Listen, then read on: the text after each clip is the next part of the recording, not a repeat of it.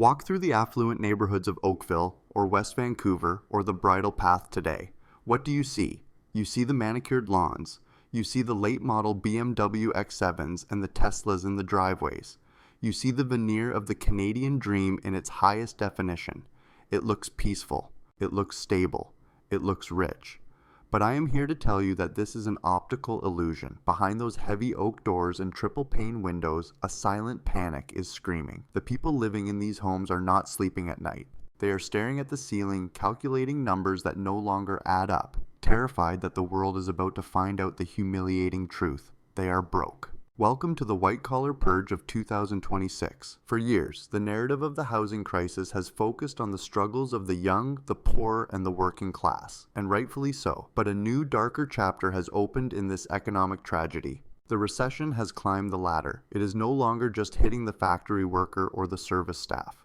It is kicking down the doors of the vice presidents, the senior consultants, the tech directors, and the middle managers. We are witnessing the systematic dismantling of Canada's upper middle class. And because this group holds the most debt, the biggest mortgages, the biggest car leases, the biggest lines of credit, their collapse will not be a ripple. It will be a tsunami that washes away the foundation of the entire banking system. Today, on Canada Property Watch, we are going to expose the fake wealth that has sustained the luxury market for too long. We are going to tear apart the government's manipulated employment statistics to show you where the high-paying jobs have actually gone. We are going to profile the exact type of household that is panic selling right now. And we are going to explain why. If you are relying on a six-figure salary to keep you safe, you might be the most vulnerable person in the room. Let's start with the income illusion. For the last decade, cheap money masks stagnant productivity. People felt rich because their house made more money than they did. A director of marketing making $150,000 a year felt like a millionaire because their house appreciated by $200,000 a year. They borrowed against that equity. They used their home equity line of credit like an ATM machine to fund a lifestyle their salary couldn't actually support. They leased the boat, they sent the kids to private school, they vacationed in Tulum, they were living the life of the 1% on the credit of the bank. But in January 2026, the music has stopped. The house is no longer appreciating, it is depreciating. The HELOC has been frozen or recalled, as we discussed in our last report, and suddenly that $150,000 salary has to pay for everything. But wait. Inflation has eroded the purchasing power of that salary by 20% over the last 4 years. The taxes, federal, provincial, carbon, property, have eaten another chunk, and the mortgage payment on renewal has jumped by 50%. The math is brutal. A household earning $300,000 a year in Toronto or Vancouver today, with a standard mortgage and 2 kids, is living paycheck to paycheck. They are one missing paycheck away from disaster. And that missing paycheck is happening right now. Let's look at the job market, because this is where the mainstream media is committing malpractice. They tell you unemployment is holding steady. They tell you the economy added 20,000 jobs last month, but they don't tell you what those jobs are. I have dug into the raw data from Statistics Canada, and it is terrifying. The economy is bleeding full-time, high-wage private sector jobs and replacing them with part-time, minimum-wage service jobs and government administration roles. The tech sector in Canada has been decimated. In 2021, American companies hired Canadians aggressively for remote work. Why? Because we were cheaper than Silicon Valley. But in 2026, with AI automating code and India and South America offering talent for a fraction of the cost, those Canadian jobs are gone. The Zoom class is being evicted from the economy.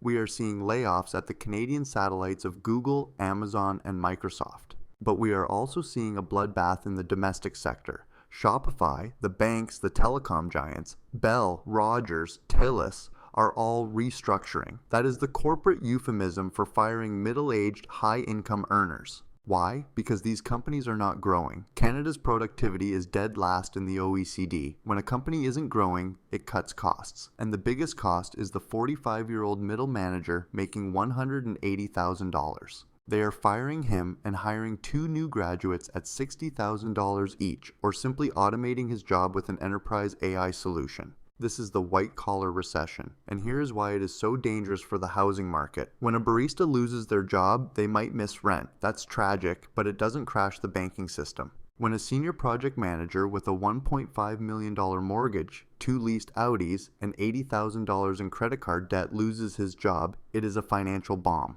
Let's talk about the specific archetype of the distressed seller we are seeing flood the market this January. Let's call them the power couple. Jason is 42, a lawyer or consultant. Sarah is 40, in human resources or marketing. Combined income, $350,000. They bought the Forever home in 2022 for $2.2 million.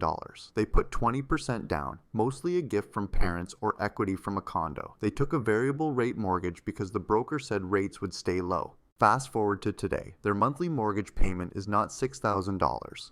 It is $10,500. Their property tax is $12,000 a year.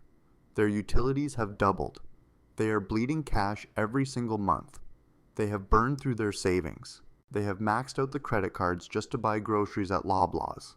And then last Tuesday, Jason got called into a Zoom meeting and was told his position is redundant. Jason is now entering a job market that doesn't want him. He is overqualified for the junior roles, and there are 0 senior roles available because nobody is hiring. He receives a severance package. The government taxes that severance at the highest marginal rate, over 50%. That money lasts 3 months. What happens next? Panic. Sheer, unadulterated panic. They realize they cannot hold the house. They have to sell. But here's the kicker. Everyone in their neighborhood is in the same boat. They list the house for $2.2 million, trying to break even. No offers. They drop to $2 million. No offers. Why? Because the buyers who could afford a $2 million home, the other Jasons and Sarahs, are also terrified of losing their jobs. The liquidity at the top of the pyramid has evaporated. So the house sits. The days on market ticker climbs to 60, 90, 120. The bank starts calling, the neighbors start whispering, the for sale sign becomes a badge of shame. Eventually they are forced to sell for $1.6 million. They have lost their equity.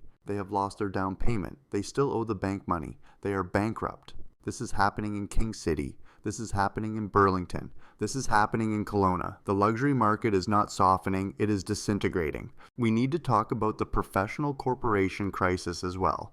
Many high-income earners in Canada, doctors, dentists, lawyers, real estate agents, incorporate their businesses to defer taxes. They hold their retained earnings in these corporations and invest in, you guessed it, pre-construction condos. We are seeing a wave of insolvency filings for these professional corporations. The real estate agents who made a killing in 2021 and bought 5 investment properties, they haven't sold a house in 6 months. They are cash flow negative on 5 mortgages. Their corporation is insolvent. They are liquidating assets at fire sale prices. This adds fuel to the crash. But who is to blame for this? Is it just bad luck? Absolutely not. This is a manufactured crisis. The culprit is the federal government's economic policy and the corporate sector's addiction to cheap growth. First, let's look at the brain drain in tax policy. The increase in the capital gains inclusion rate was the final nail in the coffin for investment in Canada. When the government signaled that it would punish success, capital fled. Business investment per worker in Canada has been falling for years. Without investment, you don't create high-value jobs. You create a stagnation trap. The government thought they could tax the rich to pay for the poor. Instead, they drove the rich and the jobs they create to Florida, Texas, and Dubai. The people left behind are the ones stuck with the debt. Second, the immigration policy. By flooding the market with low-skilled labor, the government suppressed wages at the bottom and boosted GDP artificially, but they ignored the productivity crisis at the top. We have a population that is growing by millions, but our GDP per capita is falling like a stone. That means we are collectively getting poorer. The standard of living is collapsing. A middle-class life in Canada now costs what an upper-class life used to cost. To live a basic, comfortable life in Toronto, house, car, vacation, savings, you need a household income of $300,000. That is insane. That is unsustainable. And now that the recession is here, the facade is crumbling. Third, the culture of debt. We were told that debt is a tool. We were told that savers are losers. We were conditioned to leverage everything. The banks facilitated this. They looked at Jason's bonus structure and counted it as guaranteed income. They looked at unvested stock options and counted them as assets. They lent money based on the absolute peak of the economic cycle, assuming the line would always go up. Now that the cycle has turned, the banks are acting surprised. They shouldn't be. They built this trap. What is the psychological toll of this white-collar purge? It is devastating. We are seeing a mental health crisis among men in their 40s and 50s. Their entire identity was tied to being the provider, to the title on the business card, to the postal code. When that is stripped away, when they have to tell their wife they are selling the house, when they have to tell their kid they can't go to hockey camp, the shame is unbearable.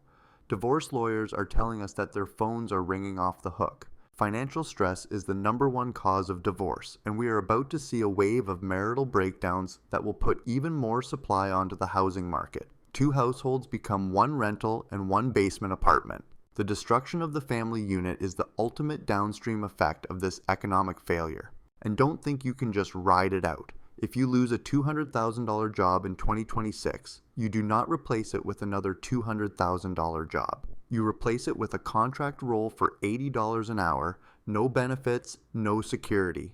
Or you take a step down to a junior role for $120,000.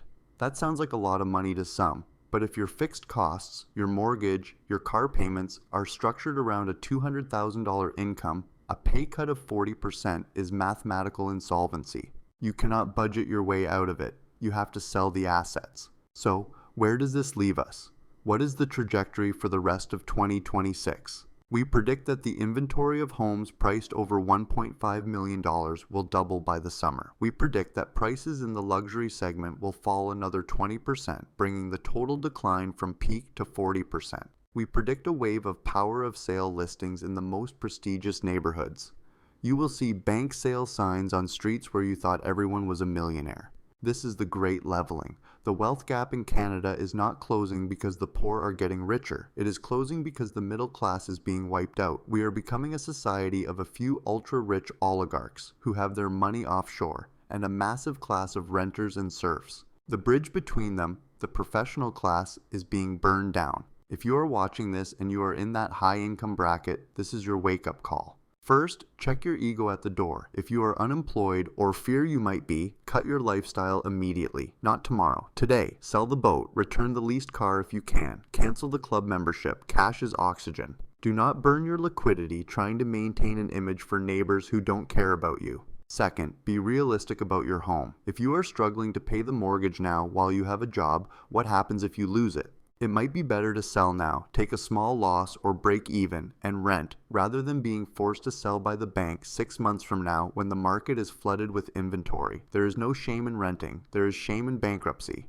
Third, update your skills. The job market has changed permanently. The skills that got you promoted in 2015 are obsolete in 2026. You need to understand AI. You need to understand how to drive revenue. Middle management is dead. You need to be a producer, not a manager. And finally, stop believing the government when they say Canada is strong. Canada is fragile. The pillars of our economy, real estate and banking, are shaking. The people who were supposed to be the most secure are the ones falling the hardest. This is not fear-mongering. This is what we are seeing in the insolvency filings. This is what we are hearing from the recruiters. This is the reality of the white-collar purge. The rich are crying, and nobody is listening because everyone assumed they were safe. They were wrong. We will continue to track the collapse of the luxury market. We will bring you the stories of the house poor that the glossy magazines won't print. The landscape of Canada is changing, and if you don't adapt, you will be left behind with nothing but a mountain of debt and a story about how good things used to be. Subscribe to Canada Property Watch. We tell you the truth even when it hurts, especially when it hurts. Stay liquid, stay humble, and prepare for the purge.